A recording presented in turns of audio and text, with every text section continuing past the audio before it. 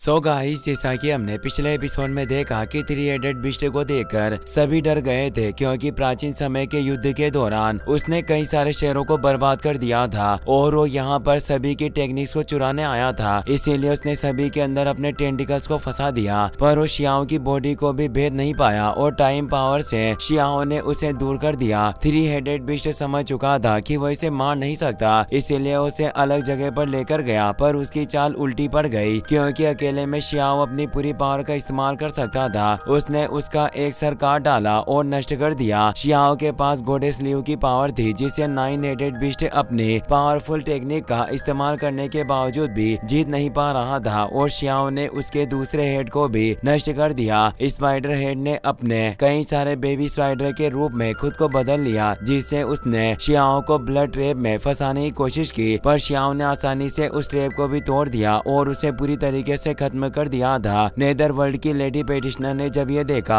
तो हैरान हो गई। उसे मोदाओं पर काफी गुस्सा आ रहा था, क्योंकि उसने अपने कबीले को धोखा दिया, इसीलिए वो उस बैटल रियल्म को बर्बाद करने लग गई थी। फिर अब हम देखते हैं कि शियाओ लगातार एक अलग ही जगह पर गिरता ही जा रहा था और उसकी बॉडी से एनर्जी पार्टिकल के रूप में लगातार निकलती जा रही थी। शियाओ को अचानक होश आ जाता है। वो अपनी ऐसी हालत देख हैरान था। वो महसूस करता है कि उसकी बॉडी मानो नष्ट हो रही है, पर उसकी सोल बची हुई थी। तभी उसे पास में समय के एक टुकड़े यानी टाइम फ्रेगमेंट के होने का एहसास होता है और वो जैसे ही पास में टच करता है तो पास्ट की कुछ झलक दिखाई देती है। जब उस नेदर वर्ल्ड की लेडी पेटिशनर ने जब बैटल रियल्म पर हमला किया तो सभी पेटिशनर भागकर बाहर आ रहे थे। वो लेडी पेटिशनर काफी गुस्से में थी कि मोदाओं, तुमने हमें धोखा दिया। हमारे इमोर्टल लॉर्ड को रुष्ट करने की सजा तुम्हें जरूर मिलेगी। अभी हम तुम्हारा कुछ नहीं बिगाड़ सकते, पर जब पूरे नेदर वर्ल्ड की फौज यहाँ आएगी, हम तुम नाइन हेवन एंड 10 रियल्म की पूरी दुनिया को भी बर्बाद कर देंगे। ये कहकर वो वहाँ से चली जाती है। सभी पेटिशनर बाहर आ गए थे। तभी 10 रियल्म डायग्राम में से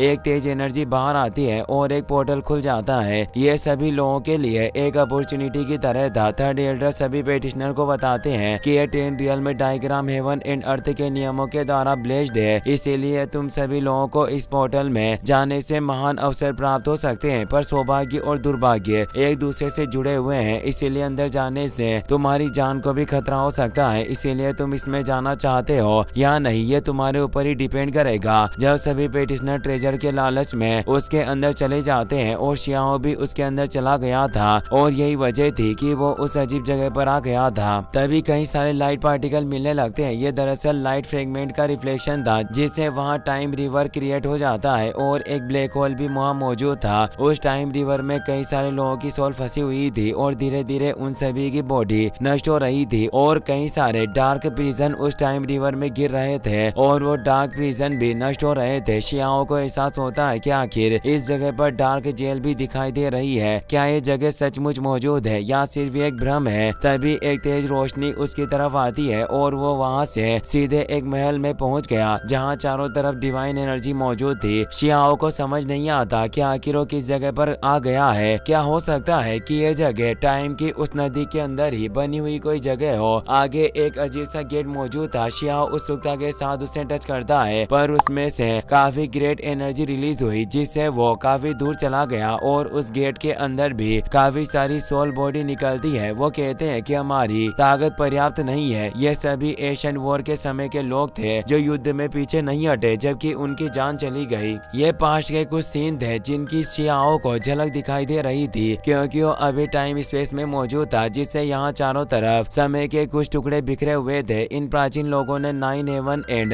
10 रियल्म के बचाव में अपना बलिदान दे दिया, पर उन नेदर वर्ल्ड के लोगों को जीतने नहीं दिया। शियाओ सोचता है कि वो युद्ध काफी क्रूरता से भरा हुआ है। ये सभी एशियन इमोर्टल युद्ध के अवशेष हैं। तभी हम वहाँ पर मौजूद एक फेरी को देखते हैं जो शियाओ पर नजर रखे हुए थी। वो कहती है कि जब से तुम यहाँ आए हो काफी प्रश्नों के साथ जूझ रहे हो, अब वक्त आ गया है कि तुम मुझसे बातचीत करो, और वो एक चुटकी के साथ उसे इनर हॉल के अंदर खींच लेती है। शियाओ रेस्पेक्ट देकर पूछता है कि क्या मैं जान सकता हूँ कि सीनियर आप हो कौन? वो फेरी बोलती है कि इस औपचारिकता की कोई जरूरत नहीं। वो फेरी ट्रू इमोर्टल और हीरोज में से एक थी, यानी वो उनकी एनर्जी से बनी थी। शियाओ उसके मिस्टीरियस ऑरा से हैरान हुआ पूछता है कि क्या ये एक ट्रू इमोर्टल हो सकती है? फेरी कहती है कि आखिर तुम किस ट्रू इमोर्टल की बात कर रहे हो? ये जगह जुनून की एक बंद बंद से बनी है। शियाओ को उसकी फाइट की भी एक झलक दिखाई दी जिसमें वो हार गई थी और वो यहाँ आ गिरी। और अब शियाओ को लगता है कि शायद हो सकता है कि यह जगह भी पहले एक युद्ध का मैदान रहा हो। और वो पूछता है कि आखिर अभी मैं वास्तव में किस जगह पर मौजूद हूँ। फेरी कहती है कि यह जगह पुनर्जन्म और परलोक भी हो सकती है, कौन जाने की यह जगह क्या है, पर किसी भी तरीके से तुम अब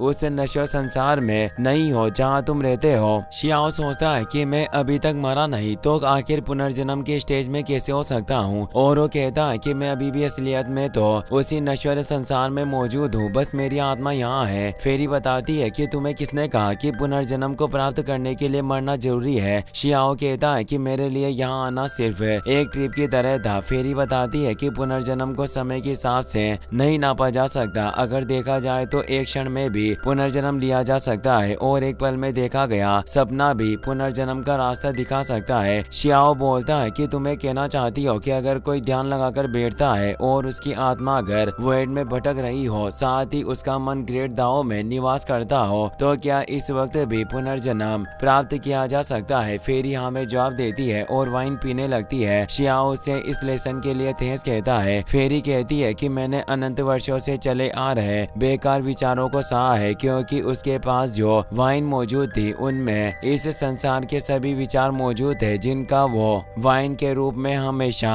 सेवन किया करती थी। और वो उस बोतल में इमोर्टल वाइन एशियन इमोर्टल्स के रूल्स को भी समाहित करके रखती है, उसे एक प्याले में भर देती है और उसे शियाओ की तरह छोड़ती है और कहती है कि तुम भी उन विचारों को अनुभव कर सकते हो, पर इसे धीरे धीरे पीना। शियाओ उस प्याले को पकड़ लेता है पर एक ही घूंट में उस इमोर्टल वाइन को पी लेता है। इससे वो फेरी परेशान हो जाती है क्योंकि इस लापरवाही से शियाओ की सोल नष्ट हो सकती थी। वो बोलती है कि तुम इसे ऐसे ही नहीं पी सकते, पर शियाओ पूरी वाइन पी गया था और उसकी बॉडी से अब काफी तेज एनर्जी निकलने लगती है जो उस पूरी जगह में फैलने लग जाती है। और उस वाइन के एक प्याले से उसे एहसास होता है कि इस प्याले में ग्रेट दाओ एरा और पुनर्जन्म की आदत समाई थी और उसे पूरा यूनिवर्स नजर आता है जो लगातार विकसित हो रहा था। और वो एक पल में आकाश और पृथ्वी को स्पष्ट रूप से देख पाया और उसके अंदर इमोर्टल सीड होने से उसकी सोल को कुछ नहीं हुआ। साथ ही शियाओ को इससे कई सारा आत्मज्ञान प्राप्त हुआ और वो कहता है कि शराब में एशियन इमोर्टल के मार्ग और नियम समाहित है। फेरी हैरान हुई कहती है कि आखिर तुम इस तरह की इमोर्टल वाइन को आखिर कैसे सहन कर सकते हो। शियाओ कहता है कि क्या मुझे तुम्हें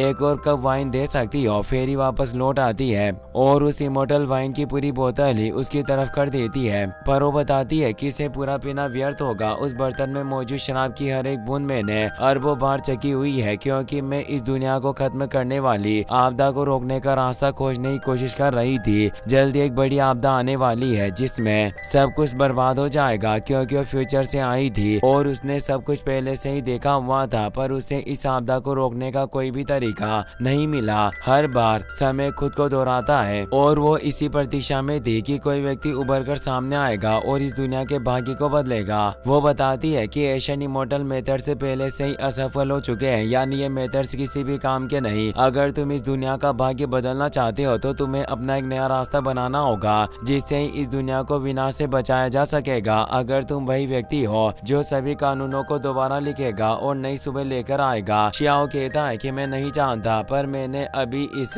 इमोर्टल वाइन का सिर्फ एक कप पिया है और एक प्याला आखिर सत्य की पुष्टि कैसे कर सकता है। भले ही आपने इसे अरबों बार पिया हो, पर इससे कोई फर्क नहीं पड़ता, क्योंकि हर व्यक्ति के निष्कर्ष अलग होते हैं, क्योंकि निष्कर्ष निकलने कभी बंद नहीं होते। भले ही हमारी हड्डियां टूट जाए या फिर खून बहने लगे, फिर भी निष्कर्ष निकलते रहेंगे। फेरी कहती है कि तुमने बिल्कुल सही बात कही। अगर तुम मेरे इस इमोर्टल वाइन के बर्तन को हिलाने की काबिलियत रखते हो तो मुझे विश्वास हो जाएगा कि तुम ही वो चुने हुए व्यक्ति हो, क्योंकि वो 1000 थर्मापोर्ट था जिसे कोई मामूली पेटिशनर छू भी नहीं सकता था। इसीलिए वो दोबारा कहता है कि अगर तुम इसे उठाने में सफल हुए तो इसका मतलब ये होगा कि युगों से चलती आ रही आपदाओं को खत्म करने की तुम आशा की एक किरण की तरह हो और तुम जो भी फैसला लोगे तुम्हें स्वयं ही इसका भुगतान करना होगा। इससे शियाओ की जान भी जा सकती थी। उसके उस धर्मापोर्ट को छूने से पहले ही धर्मा स्क्रॉल एक्टिवेट हो गया था और एक फियर्स एनर्जी उसके ऊपर दबाव डाल रही थी, पर शियाओ को इससे बिल्कुल भी फर्क नहीं पड़ता। उल्टा वो तो धीरे से मुस्कुराया और उसने आसानी से उस धर्मापोर्ट को पकड़ लिया,